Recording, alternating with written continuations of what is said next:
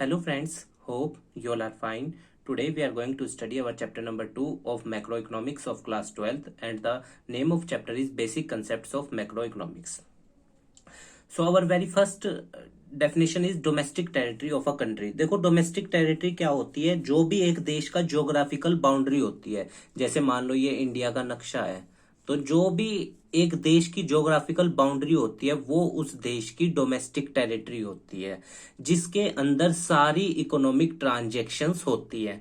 For example हम लोग कहाँ की डोमेस्टिक टेरिटरी में इस वक्त रिसाइड कर रहे हैं, इंडिया की। refers to geographical boundaries of a country in which all the economic transaction took place। ठीक है, वो डोमेस्टिक टेरिटरी होती है। अब डोमेस्टिक टेरिटरी के अंदर क्या क्या चीजें इंक्लूड नहीं होती, देखो दूसरे देश का कोई भी एम्बेसी, एम्बेसी वो होती है जहां पे हम दूसरे देश में जाने का और वीजा वीजा वो सब काम होते हैं। कंसल्टेंट्स आते हैं या दूसरे देश के डिप्लोमेट्स आते हैं हमारे देश में, या मिलिट्रिकल कुछ स्टेब्लिशमेंट हुआ है हमारे देश में, या फॉरेन कंट्री का कुछ भी इस तरह का सरकारी काम अगर हमारे देश में कुछ स्टेब्लिशमेंट किया गया है दूसरे देश के द्वारा, तो वो हमारे देश में काउंट नहीं होगा, डोमेस्टिक टेरिटरी में काउंट नहीं होगा।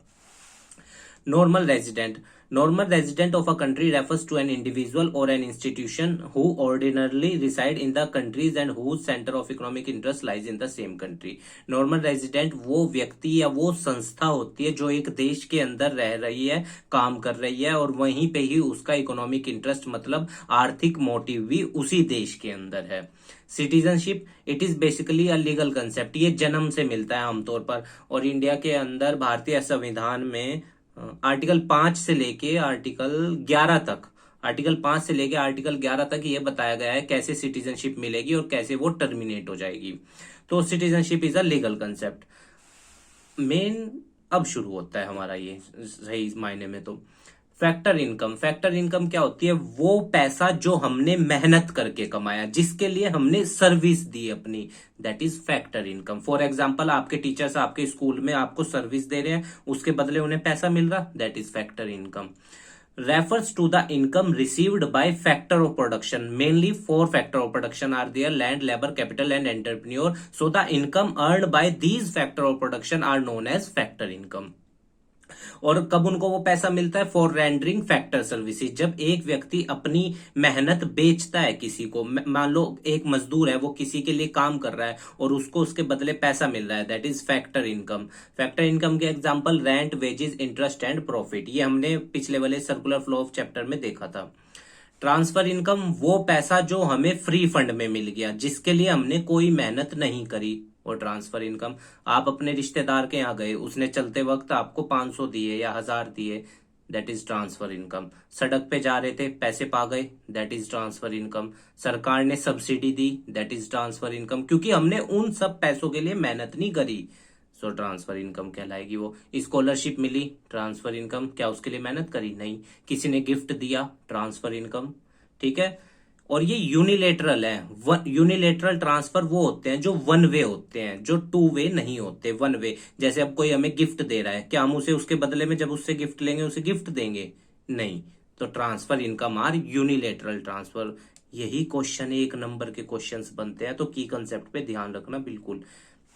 तो एग्जांपल्स क्या है, स्कॉलरशिप, अनएम्प्लॉयमेंट अलाउंस, बेरोजगारी भत्ता। बेरोजगारी भत्ता जो सरकार देती है, क्या उसके लिए आदमी ने मेहनत करी? नहीं करी, उसको पैसा मिल गया, दैट इज ट्रांसफर इनकम। तो ऐसा पैसा जिसके लिए मेहनत ना करी, ट्रांसफर, और जिसके लिए मेहनत करी, फैक्टर इनकम। और याद रखना, नेशनल इनकम देश की किसको मेजर इंक्लूड करती है? सिर्फ फैक्टर इनकम को, ट्रांसफर इनकम को नहीं करती। फाइनल गुड्स, फाइनल गुड्स कौन से सामान होते हैं? वो सामान जो तैयार है बन के यूज करने के लिए, जो प्रोडक्शन बाउंड्री से बाहर आ गए। जैसे मान लो कोई भी ऐसा सामान, एक शर्ट, वो फाइनल गुड है, या एक मशीनरी, वो फाइनल गुड है जो तैयार है, अब वो प्रोडक्शन बाउंड्री से बाहर आ गई। Final goods are those goods which are, और या तो ये कंजप्शन के लिए यूज होते हैं या फिर इन्वेस्टमेंट के लिए। देखो कैसे कंजप्शन के लिए, मान लो एक फैक्ट्री ने आटा बनाया, अब वो आटा हाउस होल्ड ने खरीद लिया, that is final good, consumption कर लेगा उसका वो। इन्वेस्टमेंट, अगर एक फैक्ट्री ने मशीन बनाई और दूसरी फैक्ट्री ने उसको खरीदी अपनी फैक्ट्री में लगाने के लिए, तो वो फाइनल गुड तो है मशीन, क्योंकि उससे, इसको यहां पे देखो, जैसे ये फैक्ट्री ए है, ये फैक्ट्री बी है। इस फैक्ट्री ने कोई सामान बनाया, मशीन बनाई, वो फैक्ट्री बी में चली जाती है, यहां पे जाके वो उससे बहुत सारे सामान बनाए जा रहे हैं। जब इस फैक्ट्री में जाकर इस मशीन से बहुत सारे सामान बनाए जा रहे हैं, क्या ये मशीन खुद खत्म हो जा रही है? नहीं, ये तो वहीं पे ही है ना। तो इस फैक्ट्री वाले के लिए तो ये फाइनल प्रोडक्ट है। तो पर ये किस लिए पर्पज के लिए हुआ? इन्वेस्टमेंट। आपके स्कूल के अंदर फर्नीचर, वो भी फाइनल प्रोडक्ट है। क्या वो स्कूल बेच रहा है उस फर्नीचर को? नहीं। और यूज कर रहा है ना आप लोगों को सर्विसेज देने के लिए, फाइनल गुड्स है। अब एक दुकान वाला अगर लाए, क्या वो फाइनल होगा? नहीं, वो बेचने के लिए लाया है। आगे इसमें आएगा अगली डेफिनेशन इंटरमीडिएट की, जब मैं उसको एक्सप्लेन कर दूंगा। अभी सिर्फ फाइनल गुड समझना, वो सामान जो तैयार है कंजप्शन के लिए या फिर इन्वेस्टमेंट के लिए। Final goods include goods purchased by consumer household as they are meant for final consumption. जैसे मिल्क, हाउस होल्ड मिल्क खरीद के लाए, हम लोग दूध खरीद के लाए, तो वो कंजप्शन के लिए लाए, फाइनल गुड है। और अगर मान लो हमने कोई कैपिटल फॉर्मेशन किया, मशीन खरीद के लाए कोई, तो वो इन्वेस्टमेंट के लिए लाए होंगे हम, वो भी फाइनल गुड है। अब इंटरमीडिएट गुड्स क्या होते हैं? Intermediate goods are those goods जिन्हें या तो दोबारा बेचा जाएगा या फिर उनसे कुछ और सामान बनाया जाएगा। याद रखना, ये रीसेल के लिए होते हैं या फिर इनसे दूसरा सामान बनाया जाता है सेम ईयर में। जैसे एक दुकान वाला लेके आया मिल्क, अब आप कहोगे मिल्क तो फाइनल है भाई, नहीं, वो दुकान वाला उसको बेचने के लिए लाया ना, तो वो इंटरमीडिएट बन गया। और अगर हाउस होल्ड खरीदता उस सामान को, तो वो फाइनल होता। तो एक पॉइंट यहां पे ये याद रखना, एक सामान एक वक्त पे फाइनल भी हो सकता है, इंटरमीडिएट भी हो सकता है। ये डिपेंड करता है कि उसको यूज कौन कर रहा है। अगर मान लो एक हलवाई यूज कर रहा है उस मिल्क को, तो वो क्या हो जाएगा? फाइनल नहीं होगा, इंटरमीडिएट। क्यों? क्योंकि वो उससे कुछ और सामान बनाएगा और उसे जैसे मिठाई बनाएगा और बेच देगा, इंटरमीडिएट। और अगर एक हाउस होल्ड उस दूध को यूज कर रहा है, तो फाइनल, क्योंकि हाउस होल्ड उसे बेचेगा नहीं। तो याद रखना, एक गुड एक वक्त पे फाइनल भी हो सकता है, इंटरमीडिएट भी हो सकता है। मैंने ये बात आगे नोट्स में भी लिखी है। नोट्स का पीडीएफ आपको डिस्क्रिप्शन में मिल जाएगा, उसका टेंशन नहीं लीजिएगा। बस देखिए, आपको हमें भी सपोर्ट करना है, हमारे चैनल को सब्सक्राइब करके और अपने दोस्तों के साथ शेयर करके। तो इंटरमीडिएट गुड समझ आया? ऐसे सामान जो रीसेल किए जाएंगे या फिर जिनसे दूसरा सामान बनाया जाएगा। और याद रखना, जब इनसे दूसरा सामान बनाया जाएगा, ये खुद खत्म हो जाएंगे। अगर ये खुद नहीं खत्म हो रहे हैं जब इनसे दूसरा सामान बन रहा है, तो फिर वो फाइनल हो जाएगा, याद रखना। तो इंटरमीडिएट दूसरा सामान बनाते वक्त ये खुद खत्म हो जाते हैं, दैट इज इंटरमीडिएट, मतलब अपना एग्जिस्टेंस खो देते हैं।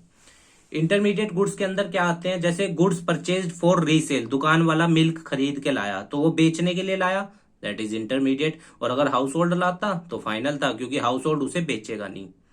अरे इसको और आसान से समझो, जैसे आप टॉफी खरीद के लाए, वो फाइनल है क्योंकि आप उसे बेचोगे नहीं। और अगर एक दुकान वाला टॉफी खरीद के लाया, वो बेचने के लिए लाया ना, वो इंटरमीडिएट बन गया उस time.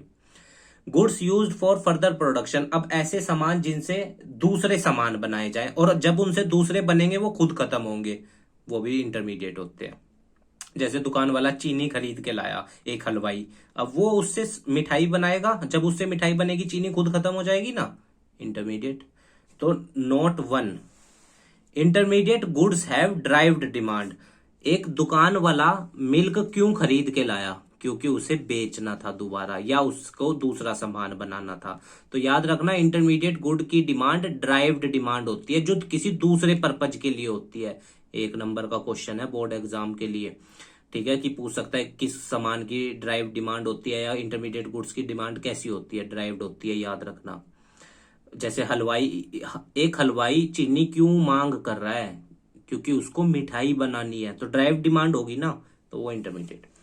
Note 2, a good can be final और इंटरमीडिएट भी हो सकता है एक ही वक्त पे। ये किस चीज पे डिपेंड कर रहा है? कि उसे यूज कौन कर रहा है। अगर हाउस होल्ड उसे यूज करेगा, फाइनल। और अगर उसे फर्म यूज कर रही है, और मतलब कि क्या नाम, उसको दूसरा सामान बनाने के लिए यूज कर रही है, इंटरमीडिएट। अब देखो यहाँ पे कॉन्ट्राडिक्शन क्या है, जरा सा आप कहोगे कि फर्म ने अगर मशीन ने यूज कर ली, मशीन ने भी फाइनल है, अगर वो उसे मतलब कि वो अपना एग्जिस्टेंस नहीं खो रही जब उनसे दूसरा सामान बन रहा है। अच्छा, मैं थोड़ा सा नेशनल इनकम बता दूं आपको पहले क्या होती है। नेशनल इनकम होती है sum total of income earn by normal residents of a country. एक देश के नागरिकों के द्वारा जो पैसा कमाया जाता है वो नेशनल इनकम होती है। अब इसमें समझने का क्या है, देखो पहले इंडिया के अंदर नेशनल इनकम सीएसओ मेजर करती थी, सेंट्रल स्टैटिस्टिकल ऑर्गेनाइजेशन, सीएसओ। और एक और संस्था थी जो भारत सरकार के लिए डाटा इकट्ठा करती थी, NSSO, National Sample Survey Organisation. ये भारत सरकार के लिए और डाटा इकट्ठा करती थी। अब याद रखना, सीएसओ और एनएसएसओ को दोनों को मर्ज कर दिया और एक नई संस्था बना दी, एनएसओ, नेशनल स्टैटिस्टिकल ऑर्गेनाइजेशन। तो अगर अब आपसे पूछे कि इंडिया के अंदर नेशनल इनकम कौन मेजर करता है, तो आप क्या बताओगे, नेशनल स्टैटिस्टिकल ऑर्गेनाइजेशन। और पहले कौन करता था, सेंट्रल स्टैटिस्टिकल ऑर्गेनाइजेशन। और इंडिया के अंदर सबसे पहले नेशनल इनकम किसने मापी थी, दादा भाई नारोजी ने 1868 1868 में कितनी बताई थी इन्होंने, 20 रुपीज।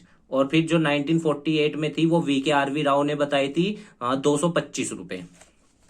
ठीक है, याद रखना, नेशनल इनकम की कहानी बता दी मैंने। अब नेशनल इनकम सिर्फ फाइनल गुड्स की वैल्यू को इंक्लूड करती है। क्यों? क्योंकि हमारे यहाँ पे डबल काउंटिंग सिस्टम नहीं है।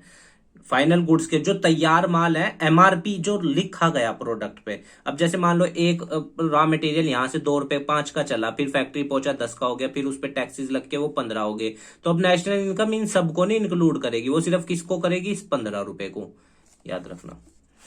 Consumption good refers to those goods which satisfy the wants of consumer directly, जो कंज्यूमर्स की जरूरतों को सीधे तौर पे पूरा करे, जो मतलब तैयार है, जिन्हें यूज करने से पहले दूसरों में कन्वर्ट नहीं करना पड़ता। जैसे ब्रेड खा लिया एकदम, क्या उसे पहले बिना सेकना पड़ेगा कि उसको पकाना पड़ेगा तब खाया जा सकता है, तो बिना उसके भी खाया जा सकता है। बटर, शर्ट, ईटीसी, ऐसे सामान जो हमारी जरूरत को सीधा पूरा करें, डायरेक्टली। ड्यूरेबल गुड वो सामान जो हमारी जरूरत को बार बार पूरा करे और एक लंबे समय तक चलता रहे, दैट इज ड्यूरेबल गुड। घर में फ्रिज है, बार बार जरूरत पूरी कर रहा है और 5-7 साल से चल रहा है, ड्यूरेबल गुड। फर्नीचर है, फैन है, बहुत सारे एग्जाम्पल आपको अपने घर में ही दिखाई दे जाएंगे। सेमी ड्यूरेबल गुड वो सामान जो जरूरत को बार बार पूरा करेगा पर कुछ टाइम के लिए। ड्यूरेबल लंबे टाइम के लिए, सेमी ड्यूरेबल कुछ टाइम के लिए। जैसे कपड़े, जरूरत तो बार बार पूरा करेंगे पर कुछ टाइम के लिए, 1 साल 1.5 साल बस। क्रॉकरी, बर्तन, जूते हो गए, etc। नॉन ड्यूरेबल गुड्स वो सामान जो एक बार यूज किया और खत्म, वो क्या कहलाते हैं, नॉन ड्यूरेबल गुड्स हो जाते हैं। ठीक है, जैसे मिल्क एक बार यूज किया खत्म, bread, food grain, etc। Services क्या होती हैं, सर्विसेज इंटेंजिबल होती हैं, ठीक है, और ये हमारी जरूरत को पूरा करती है, नॉन मटेरियल होती है। जैसे टीचर की सर्विस, डॉक्टर की सर्विस। अब जैसे हम आपको पढ़ा रहे हैं, क्या ये आपको दिख रहा है, बस फील हो रहा है ना, महसूस, that is service. Capital goods, capital goods वो फाइनल गुड्स, फाइनल का मतलब तैयार माल, वो तैयार माल जिसकी मदद लेकर दूसरे सामान बनाए जाते हो, मशीन, वो कैपिटल गुड है। वो तैयार है और उससे दूसरा सामान बनेगा, कैपिटल गुड्स।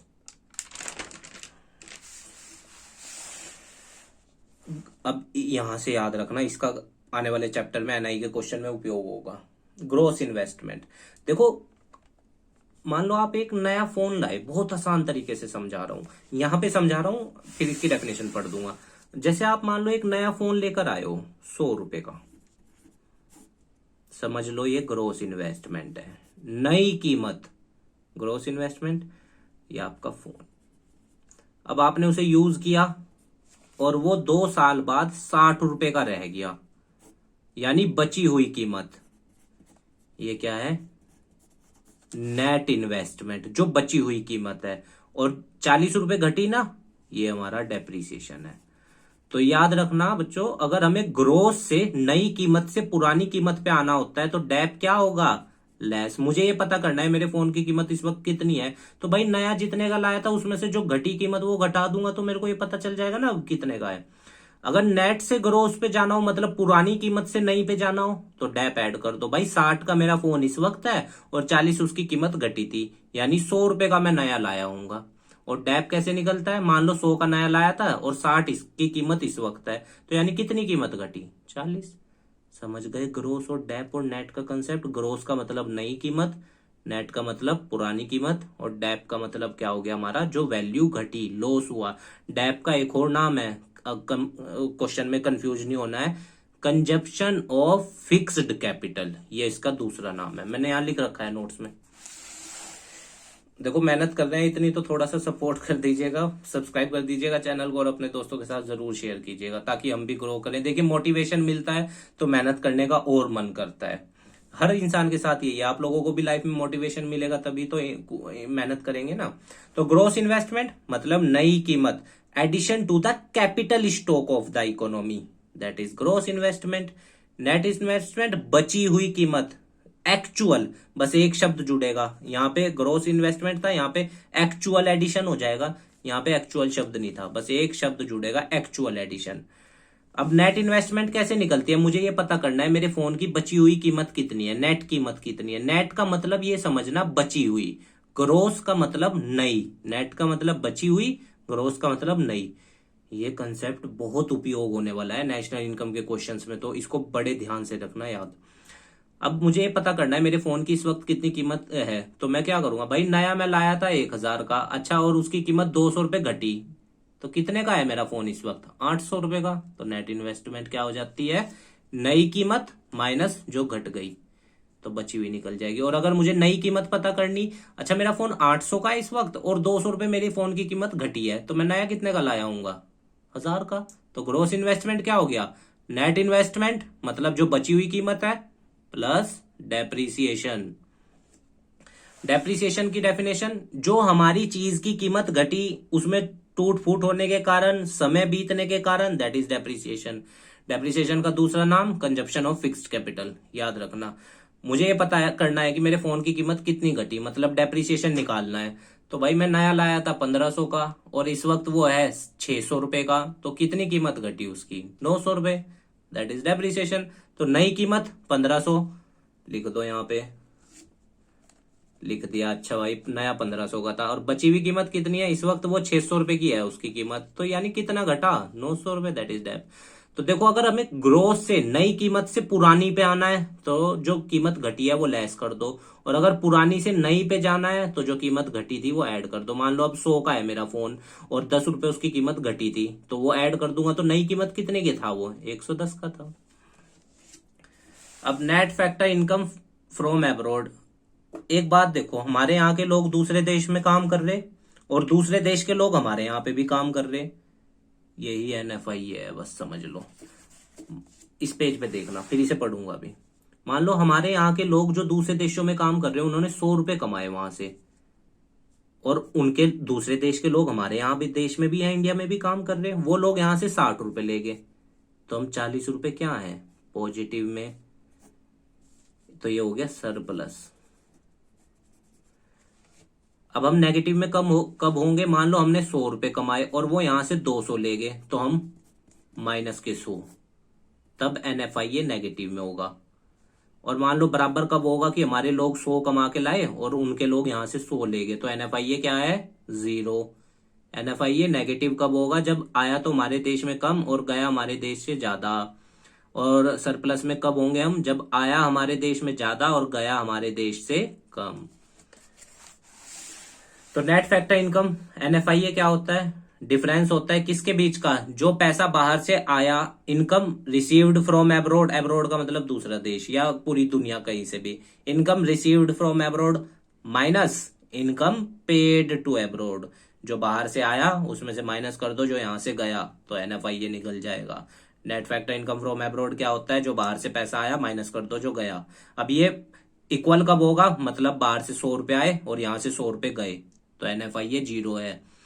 बाहर से 100 रुपए आए, यहां से 60 रुपए गए, तो NFI 40 रुपए पॉजिटिव में है, यानी हम फायदे में है। और अगर बाहर से 100 रुपए आए और यहां से 200 रुपए चले गए बाहर, तो हम नेगेटिव में है। चाइना वाले केस में हम नेगेटिव में है, बहुत ज्यादा नुकसान हो रहा है। क्यों, क्योंकि वो हर साल हमारे देश से $50 बिलियन से ज्यादा पैसा ले जा रहा है। तो याद रखना NFI पॉजिटिव भी हो सकता है, नेगेटिव भी हो सकता है और इक्वल भी हो सकता है। अब NFI के 3 पहले फॉर्मूला देख लो। Factor income earn from abroad, इसका पूरा उपयोग होगा आने वाले चैप्टर में, याद रखना। Factor income earn from abroad minus factor income paid to abroad, जो बाहर से आया माइनस कर दो जो यहां से गया, तो एनएफआईए क्या हो जाएगा, एनएफआईए निकल जाएगा। अब देखो एनएफआईए जीरो कब होगा, जब 100 रुपए बाहर से आए और यहां से 100 गए, तो income earn from abroad 100 minus income paid to abroad that is also 100, so NFIA will be zero. NFIA positive कब होगा, जब हमने 100 रुपए बाहर से कमाए और यहां से 40 रुपए गए, तो 60 रुपए हम फायदे में हैं, एनएफआईए पॉजिटिव होगा। नेगेटिव कब होगा, याद रखना, नेगेटिव कब होगा हमारा एनएफआईए, जब हमने 100 रुपए कमाए और हमारे देश से 200 रुपए चले गए, तो -100 मतलब एनएफआईए नेगेटिव में। जब भी हम नेशनल इनकम निकाल लेंगे, वो 3rd चैप्टर में मैं समझाऊंगा, याद रखना देश में एनएफआईए नेशनल इनकम में काउंट होता है। अभी इतनी बात याद रखना बस, जब चैप्टर 3 में आएंगे तब कंसेप्ट क्लियर रखेंगे। टेंशन नहीं लेने का, स्ट्रेस नहीं लेना, बिल्कुल भी मन से पढ़ना है, कंसेप्ट क्लियर रखना है। 3 चीज होती है एनएफआईए में, 3 मेन चीज होती है जिनसे कमाई होती है हमारे लोगों की और या उनके लोगों की। एक तो हम क्या अंतर देखते हैं, मान लो जैसे मैं यहीं पे करके दिखा रहा हूं, उनके लोग हमारे यहाँ पे तनख्वाह पाए 100 रुपए और हमारे लोग उनके यहाँ तनख्वाह पाए 60 रुपए। ये हमारे लोग थे, ये उनके लोग हमारे देश में, तो हम यहाँ क्या है -40 में है। एक तो हो गया ये, प्लस होता है एनएफआईए में फिर ये, मान लो उनकी प्रॉपर्टी हमारे देश में थी 100 रुपए की और हमारी थी प्रॉपर्टी उनके देश में 200 रुपए की, तो हम 100 रुपए फायदे में थे। अच्छा जी, रिटेन्ड अर्निंग क्या होता है, जो पैसा उन्होंने अपने देश में रोक लिया, मतलब कि फ्यूचर उसके लिए गोल्स के लिए, तो हमारे लोगों ने जो उनके यहाँ रोका वो 100 था, उनके लोगों ने जो हमारे यहाँ रोका वो 40 था, तो कितना हो गया 60 फायदे में, यानी 160 और वो माइनस का 40 था, तो एनएफआईए क्या हो गया 120। इसका इतना यूज नहीं है, तीनों का दे रखा था मैंने लिख दिया। नेट कंपनसेशन ऑफ एम्प्लॉय, जो हमारे लोगों ने पैसा कमाया वहां से जो उनके लोग यहां से ले गए उसका अंतर, प्लस कर दो नेट जो उनके लोगों की प्रॉपर्टी हमारे देश में है उससे जो उनकी कमाई हुई, जो हमारे लोगों की प्रॉपर्टी उनके देशों में है मतलब दूसरे देशों में जो उससे कमाई हुई, उसका अंतर देख लो, वो जोड़ दो, प्लस जो उनके लोगों ने हमारे यहाँ पैसा रोक दिया, वो जो हमारे लोगों ने उनके यहाँ पैसा रोक दिया, वो उसका अंतर देख लो। ये तीनों अंतर जोड़ देना, एनएफआईए आ जाएगा। ये भी एक तरीका है और एक तरीका वो है income earn from abroad minus income paid to abroad. अब मैं आप लोगों को हाई ऑर्डर थिंकिंग क्वेश्चंस और हमारे एमसीक्यूज वो सब दिखा रहा हूं, कर लेना प्रैक्टिस, बहुत फायदा मिलेगा। यहां से शुरू है high order thinking question, board exams में बहुत फायदा देने वाले हैं आप लोगों को, ये इनको कर लेना। और इस किताब को अगर आप लोग ले सकें तो बहुत बढ़िया किताब है, संदीप गर्ग के द्वारा लिखी गई है, मैक्रो इकोनॉमिक्स और इंडियन इकोनॉमिक डेवलपमेंट भी बहुत बढ़िया किताब है इनकी, बहुत ही फायदा देगी अगर आप ले सकते हैं तो। नहीं ले, जो भी बाकी जो आपके पास किताब है उसको प्रिफेयर कर लेना, पर हम अपने स्टूडेंट्स को इस किताब को प्रिफेयर करने को मतलब कहते हैं, क्योंकि बहुत ही अच्छा इसमें कंटेंट दिया हुआ है और बहुत ही अच्छे लेवल के क्वेश्चंस हैं जो एक बच्चे को एटलीस्ट प्रैक्टिस करने चाहिए जब वो बोर्ड एग्जाम की क्वेश्चन देने मतलब की तैयारी कर रहा है। और इतनी एक्सपेंसिव भी नहीं है कि कोई 500-1000 की हो, बहुत सस्ती है। और नया एडिशन लेना अगर लोगे तो, ये इसका नया ही एडिशन है 2022 के स्टूडेंट्स के लिए, तो कर लेना भाई इन सबको। देखो प्रैक्टिस जितनी करोगे उतना आप लोग अपने आप को निहारोगे, ठीक है ना। हम लोगों को खुशी होगी कि कोई बच्चा हमारे चैनल से पढ़ा था और वो अच्छे नंबर लेके आया है, तो प्रैक्टिस आप लोगों को करनी है। कोई भी क्वेश्चन इसमें जो आंसर ना समझ आए ना, बस कमेंट बॉक्स में उसका क्वेश्चन नंबर लिख देना, पूरी मदद करेंगे, एक्सप्लेन कर देंगे। और सपोर्ट करना है, देखो आपको अपने दोस्तों के साथ शेयर करके हमारे चैनल को, ताकि हम भी ग्रो करें भाई। मेहनत कर रहे हैं तो हमें भी तो मोटिवेशन चाहिए ना, तो इसी तरह बस, और तो कुछ है नहीं ऐसा कि लाइफ में इनको कर लेना भाई। देखो जरूर फायदा मिलेगा आपको बहुत ज्यादा, पर्सनली कह रहा हूं करने को।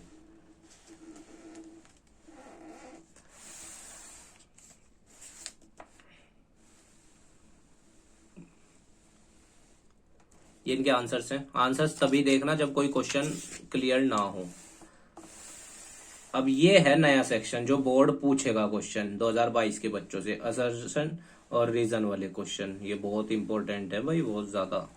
क्योंकि इनसे क्वेश्चन आएंगे। सीबीएसई ने अपने अपडेटेड सिलेबस में इसको क्लियरली मेंशन किया है कि वो इस तरह के क्वेश्चन पूछेगी। इस बुक की सबसे खास बात क्या है, देखो सारे सीबीएसई में जो पूछे गए क्वेश्चंस प्रीवियस ईयर में या सैंपल पेपर में इंपॉर्टेंट जो क्वेश्चन है वो इस बुक में दिए गए हैं ऑथर के द्वारा। तो ये इस बुक की मुझे सबसे अच्छी बात लगती है। अगर जो इसको कर लेगा उसको सैंपल पेपर भी नहीं लेगा ना वो, तब भी चल जाएगा। वो प्रीवियस ईयर के पेपर्स कर ले और इसका प्रैक्टिस सेट लगा ले, बुक का पर्याप्त है। तो ठीक है स्टूडेंट्स, और नोट्स का पीडीएफ आप लोगों को डिस्क्रिप्शन में मिल जाएगा। बाकी स्वस्थ रहिए, मन लगाकर पढ़ाई कीजिए, टेंशन किसी चीज की नहीं लेनी है, और अपने कंसेप्ट क्लियर रखने हैं। कंसेप्ट क्लियर रखोगे नंबर बढ़िया आएंगे ही आएंगे, ठीक है ना। और कंसेप्ट क्लियर रखो, मेहनत करो, प्रैक्टिस सेट करते रहना। खुश रहो, धन्यवाद।